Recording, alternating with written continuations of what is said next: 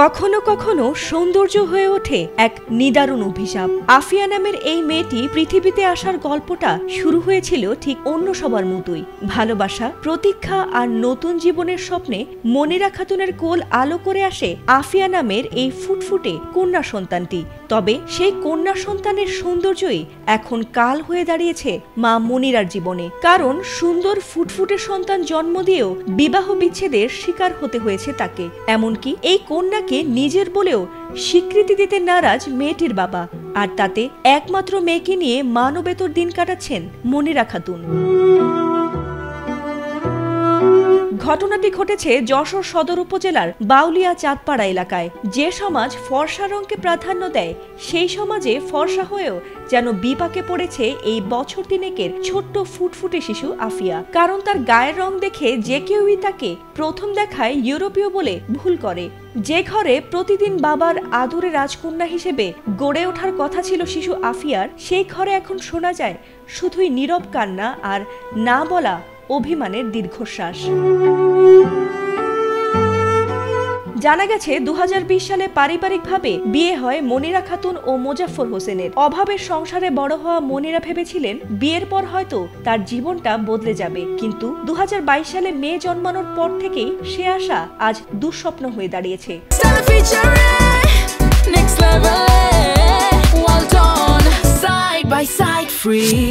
শিশুটির রং ভিন্ন হয়, শুরু হয় অপবাদ, অভিযোগ আর বন্ধ দরজার আড়ালে অবিরাম মানসিক নির্যাতন। আর বাবা মায়ের মতো গায়ের রং না হয় সেই সন্তানকেও স্বীকৃতি তো দূরে থাক, স্ত্রীকে তালাক দিয়ে বিদেশে চলে যান মোজাফফর। এমনকি মেয়ে জন্মের পর থেকে তাকে কখনো কোলেও নেয়নি বাবা, এমনটা অভিযোগ করেন মনিরা।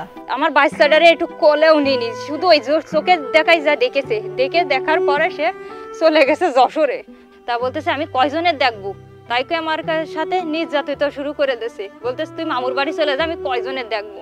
তালাক দেওয়ার পরে আমি বলছি কিরকম হলো, এরকম তালাকের কারণ কি, যে বাচ্চা এরকম হয়েছে বলে আমাকে রাখবে না, সে তার বাচ্চা না অস্বীকার করেছে। যে এরকম সাদা বাচ্চা হবে কেন, আমাদের মতো হয়নি কেন, আমার থাকারও জায়গা নাই। আমি যে কত কষ্ট করে না খেয়ে থাকি, আমি কারোর সাথে প্রকাশ করি না, লজ্জা ভেদ পাই যে কার সাথে বলবো, এটা একটা লজ্জার বিষয়। আমি চাই এরকম একটা সঠিক বিচার।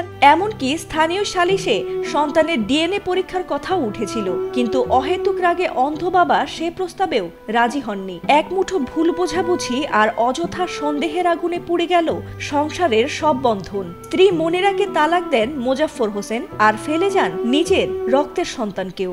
ওই মেয়ের সাথে বিশাল জ্ঞানজাম করে তারা, যে এই সন্তান আমাদের না, এই সন্তান কন্থে আইছে, কন্থে নিয়ে আইছো, এইসব বলে খুব অত্যাচার হয় ওর পরে, বিষয় হয়। হওয়ার পরে এই বাচ্চা সহ ছাড়াছাড়ি হয়ে যায়। তার ঘর বাড়ি কোনো কিছু নেই, এমন অবস্থা, এমন পরিস্থিতি থাকে, রাত্রি বাচ্চাটা নিয়ে থাকতে খুব ভয় পায়। সে সাইডে চাচার বাড়িতে গিয়ে রাত থাকে, সকাল হলে আবার সে বাড়িতে চলে আসে। মন্দিরের এই কষ্ট দেখে আমাদের গ্রামবাসী অনেকেই কিছু সহযোগিতা করছে। তো কতদিন আর কি সহযোগিতা করবে তারা? এখন সরকারের থেকে যদি কোনো আর্থিক সহযোগিতা পায়, তাহলে মেয়েটাকে নিয়ে মনিরা সুখে শান্তিতে একটু বসবাস করতে পারবে। প্রতিবেশীরা খোঁজ খবর নিলেও জীবন সংগ্রামে ছোট্ট মেয়েকে নিয়ে একাই লড়াই করছেন তিনি। এমনকি সালিশের পরও মোজাফফর গ্রহণ করেননি মনিরাকে আর তাদের একমাত্র মেয়ে আফিয়াকেও। সন্তানের ভরণ পোষণ না দেয়া, অপবাদ দেওয়া, এমনকি ত্যাগ করার অভিযোগে মনিরা তাই গত 10 নভেম্বর গ্রাম আদালতে এ বিষয়ে অভিযোগ করেছেন। আর সেই শুনানির তারিখ ধার্য হয়েছে আগামী 19 নভেম্বর। ওনার স্বামী বলে আমার এটা বাচ্চা না, এটা অন্য লোকের বাচ্চা, সেই সুবাদে ওনাকে তালাক দেয়। আমাদের ইউনিয়ন পরিষদে একটি অভিযোগও করেন এবং অভিযোগটি আমরা দাখিল করে রেখেছি এবং আগামী বুধবারেও সেই অভিযোগের সে ডেটে আছে। বুধবারে আমরা সেই সালিশে বসবো। এ প্রসঙ্গে চর্মরোগ বিশেষজ্ঞ ডাক্তার কানিস ফাতেমা অ্যানি বলেন, এই অবস্থাকে অ্যালবিনিজম বলে আর এতে করে শিশুর গায়ের রং খুবই ফর্সা হয়, যা চোখে ও চুলেও প্রভাব পড়ে। তাই এমন সন্তান জন্মালেই সন্দেহ করার কোনো বৈজ্ঞানিক ভিত্তি নেই। এখন এই অ্যালবিনিজম পেশেন্টগুলো যেটা হয়, ওদের যে রঞ্জক পদার্থ তৈরি করে যে জিনটা শরীরের, যে সেই জিনটাই সমস্যা থাকে, যার জন্য কোনো ধরনের রঞ্জক পদার্থই তৈরি হয় না।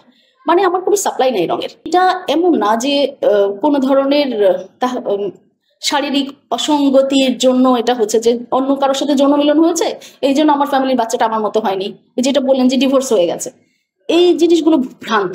এগুলো আসলে একটা রোগ, যেটা একটা লাইফ লং রোগ, চিরকাল ব্যাপী ধরে চলার মতন রোগ। এটা ট্রিটমেন্টটা আমরা এখনো পর্যন্ত কোনো আবিষ্কার করতে পারিনি।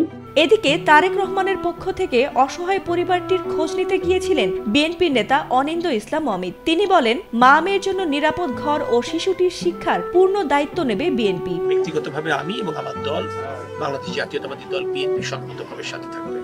আমি আমার জায়গা থেকে যতটুকু পারলাম আমি এটা করব এবং আমার প্রিয় নেতা তারেক রহমানের পক্ষে আমি কাজটি করব।